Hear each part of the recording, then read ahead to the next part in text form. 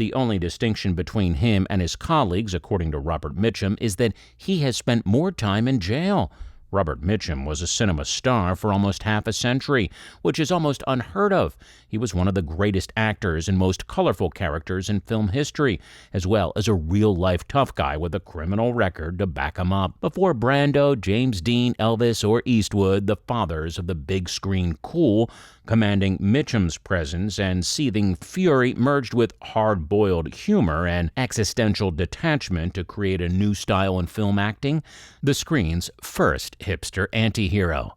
Beginning in the early 1940s, Mitchum's cinematic career was launched when he was cast in 8 Hopalong Cassidy westerns following an interview with William Boyd. However, Mitchum was drafted into the Army before he could capitalize on his newfound celebrity. Mitchum returned to Hollywood for co-starring parts in Till the End of Time and Undercurrent with Katharine Hepburn and Robert Taylor, after being released on a dependent's discharge after 8 months. Hepburn yelled, "You know you can't act, and if you hadn't been good-looking, you would have never have gotten a picture," upset by Mitchum's laziness and practical jokes. "I'm sick of playing games with opportunistic folks." In movies like Crossfire, Rachel, and Stranger, and Desire Me, Mitchum disproved her. His stern demeanor and stony features suited the public's preference for tough heroes, in contrast to the pretty boys of the 1930s. After the war, there appeared to be a trend for ugly heroes, so he began to move about in profile. He developed a reputation for being a ladies' man and a world-class drinker. However, when Mitchum was detained for marijuana use in 1948, his personal issues seemed to meld with those of his fictional characters.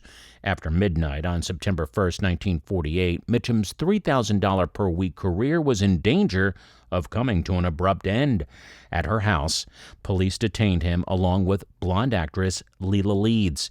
"Well, this is the bitter end of everything. My career, my wife, everything," the actor initially said to his attorney. Some columnists concurred with Mitchum's initial judgment when he was given a 60-day prison sentence. However, he made his usual brisk exit from the honor farm, saying, "It's just like Palm Springs minus the riffraff."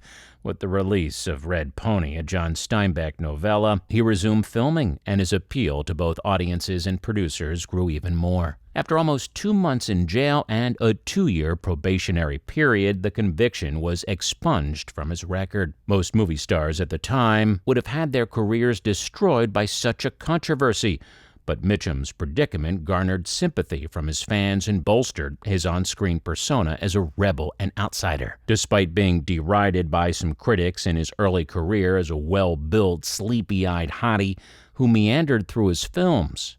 Click here to watch this video next.